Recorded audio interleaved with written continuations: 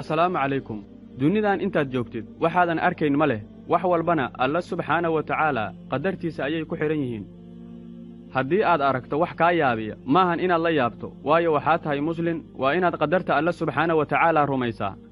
dunidan waxaa kugula nool dadyow kala duwan xagga diinta muuqaalka iyo dhaqankaba tusaale ahaan annagu waxaan nahay soomaali ilaahay ayaana siiyey dhaqan noo gooniya oo aysan cid kale nala wadaagin waxaana aragnaa dhaqamo kala duwan oo aad la yaabisi markaad aragti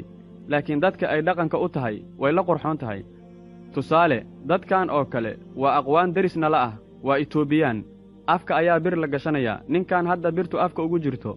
wuxuu aaminsan yahay inuu yahay qofka haysta dhaqanka adduunka ugu quruxda badan sidoo kale ninkan marka uu gabar doonanayo wuxuu marayaa dhibaato kale waxaa la keenayaa meel barxad ah kadibna waxaa korkiisa lagu garaacayaa sheedal ilaa uu jidhkiisa oo dhan wada dhiig noqonayo waxay aaminsan yihiin ninkii u dulqaata xanuunkaas iyo jirdilkaas inuu gabadhan mas-uuliyaddeeda qaadi karo alxamdulilah annaga ilaahay subxaana wa tacaala ayaana siiyey diinta ugu macaan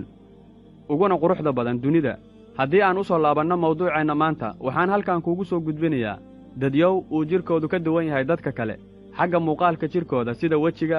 waa ilaahay quwaddiisa ahmiyadda aan kugu soo gudbinayo muuqaalladan oo kale ayaa waxay tahay walaal inaad ogaato nimcada adiga ilaahay ku siiyey inaysan dad kale haysanin oo ay nolosha ku dhibaatoonayaan xagga bulshada dhibaatooyinka uga imaanaya sida cayda ku qoslidda iyo dhibaatada nafsaaniga ah oo haysata dadkan haddaba shakhsiga koowaad ee aan muuqaalkeenna ku soo qaadan doonno waa haweenay lagu magacaabo ayaana wilyamis waa shakhsiga ugu ciddiyaha dheer dunida aan maanta nool nahay ayaana wilyamis waxay ka soo jeeddaa gobolka teksas ee dalkaasi maraykanka haweenaydan ayaa ciddiyeedu waxay korayaan ku dhowaad 20 sano 2018 ayaa loo aqoonsaday shakhsiga ugu ciddiyaha dheer dunida wakhtigii laga diiwaangelinayay buugga world record ayaa la cabbiray ciddiyaheeda dheerarka ciddiyaheeda ayaa waxay gaarayaan 18 fiit iyo 10 inji ciddida suulka uga taal ayaa markii la cabbiray waxay ka dheer tahay ninka dunida ugu gaaban ee lagu magacaabo jandara bahaduur ayaa mar waraysi laga qaadayay waxaa la weyddiiyey inay iska jarayso ciddiyaheeda iyo dhibaatooyinka ay ku hayaan balse waxay ku jawaabtay ciddiyahayga waxay igu hayaan dhibaato weyn sida marka aan wax cunaayo marka aan doonayo inaan magaalada aado mashquulka dadka laakiin hadafkayga ayaa ahaa in maalin uun la igu qoro buugga world record haddana ma jaraayo ciddiyahayga oo waa qayb ka mida noloshayda waana la qabsaday taasina waa ii farxad aniga shakhsiga labaad ee aan muuqaalkeenna ku soo qaadan doonno waa lalit batidhar waa wiil yaroo u dhashay dalkaasi hindiya lalit batidhar waxaa asiibay cudur aad iyo aad u dhib badan wejigiisa oo dhan waa wada timo xitaa gacmihiisa iyo qaybo badan oo ka mida jidhkiisa cudurkan ayaa magaciisa waxaa la dhahaa hybertrogostis oo dadka dunida ku dhaca 3% lalit batidhar wuxuu dhigtaa iskool ka mida iskoolada hindiya halkaas wuxuu kala kulmaa tacadiyad aad u fara badan ardayda ay iskoolka isla dhiganayaan iyo dadweynaha jidka maraya ayaa dhagax ku tuuraayo kabacdina ku dhahaayo waxaad u eg tahay daanyeer lalit wuxuu guriga imaadaa isagoo loo geystay tacadiyad badan maalin walba laakiin iskoolka ma joojiyo wuu aadaa maalin walba wuxuuna leeyahay hami ah inuu noqdo sarkaal sare oo ciidan ah si uu faamiligiisa iyo naftiisaba u difaaco lalit batidhar waxaa la dhashay 4 gabdhood oo ay walaalo yihiin kuwaasoo mar walba ku dhiirigeliya una sheega inuu aad u qurux badan yahay lalit aabbihiisa oo lagu magacaabo bankatalaal batidhar ayaa sheegay inuu u qaaday isbitaal weyn lalit markuu jiray 2 sano laakiin dhakhaatiirtu u sheegeen inaan waxba laga qaban karin cudurkiisa laakiin lalit wuxuu leeyahay rajo ah in wax laga qaban karo cudurkiisa shakhsiga saddexaad ee aan muuqaalkeenna ku soo qaadan doonno waa maxamed kaliim shakhsiga ugu gacanta weyn dunida maxamed waa wiil yar oo ku nool tuulo ku taalla gobolka haarkandhi ee bariga waddankaasi hindiya maxamed waxaa asiibay cudur la yidhaahdo jiyatisam oo sababa koritaanka gacmaha bini'aadamka inuu gacmaha ka weynaado qofku weliba dhanka sacabada ama calaacasha maxamed kaliim wuxuu awoodi waayey inuu ardayda ay iskoolka yihiin la qaato casharrada waayo waxay ku dhibaataynayaan qaabka ay u og yihiin gacmihiisa wuxuu ka dhashay qoys danyar ah oo muslin ah macallimiinta iskoolka ayaa ka soo cayriyey iskoolka sababo jira awgeed waxayna waalidkiisa u sheegeen inuusan iskoolka dhigan karin waayo waxaa ka cabsanaya carruurta kale sidaas la'adligeed iskool kale u raadiya ayay ku yidhaahdeen waalidkiis maxamed kaliim waxaa dhibaato weyn ku haysa cunitaanka iyo xidhashada dharka labadaas ayaa aad ugu adag ayay dhaheen waalidiintiisa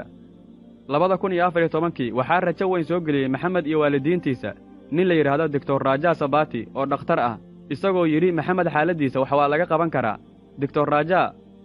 ayaa yidhi marka hore waxaan isku dayaynaa hal gacan inaan qalliin ku samayno si aan u yarayno labadooda iskumar waxba lagama qaban karo. wakhtigaas waxaa loo yareeyey maxamed gacmihiisa mid ka mid a, iskoolkana waa loo oggolaaday, xaafaddii iyo dunidoo dhanna caan buu ka noqday. laakiin gacan ka mida gacmihiisa weli waa sidii. dhakhtarka ayaana yidhi haddii lagu daro iyadana waxaa imaanaya xaalad halisa oo dhimasho keeni karta.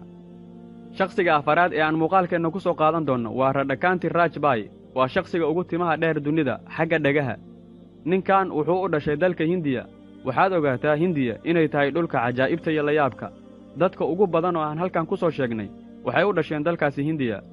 2003 ayaa loo aqoonsaday shakhsiga ugu timaha dhagaha dheer dunida. ninkan ayaa aad u ilaaliya timaha ku yaalla dhagihiisa si ay u sii koraan, weligiisna uu noqdo shakhsiga ugu timaha dheer dhanka dhagaha dunida.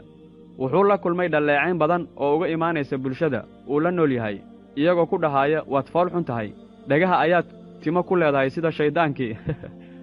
balse ninkan ayaa yidhi waxaas oo dhan aniga waxba igama tarayaan, waayo hadafkaan lahaa ayaa ka weyn, waana gaaray. mararka qaar xitaa waxaan ka ilaalin jiray xaaskayga oo dhowr mar iigu goodisay inay iga jari doonto, balse markay aragtay abaalmarintan ku helay ayay igu dhiirigelisay iyaduna. ninkan ayaa wakhtiguu booqanaya timajarayaasha wuxuu kala dardaarmaa wax badan inaysan sakiintu uga dhicin dhagaha. kanina waa mid ka mid a shakhsiyaadka ugu layaabka badan dunida. shakhsiga sanaad ee aan muuqaalkeenna ku soo qaadan doonno waa labada shakhsi ee lagu magacaabo Roniya Andoniya. waa mataano isku dheggan. mataanayaasha dhasha ayagoo isku dheggan ma sii noolaadaan wax badan, laakiin Roniya Andoniya waa labada mataane ee ugu wakhtiga dheer. waxay dhasheen sannaddu markay ahayd 1951 ilaa hadda oo ay nool yihiin waxay jiraan 68 sano. waxayna ku dhasheen gobolka Ohio ee dalkaasi Maraykanka. waana laba shakhsi oo iskaga dheggan caloosha ilaa xabadka. waxay ku caddiban yihiin nolosha. markay jireen da'da 4 sano waxay wakhtigooda oo dhan ku qaateen isbitaalka. dhakhaatiirta ayaa isku dayey inay operation ku sameeyaan, balse way suurtogeli weyday. aabbahood ayaa damcay inuu inta laamiga geeyo uu lacag uga aruuriyo dadka daawashada ugu imaanaya iyaga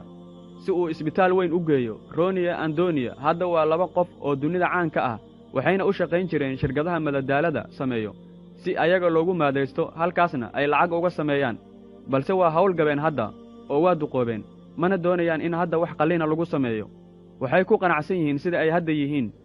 kuwaasina waxay ahaayeen shakhsiyaad ka mid a dadyowga dunida ugu layaabka badan.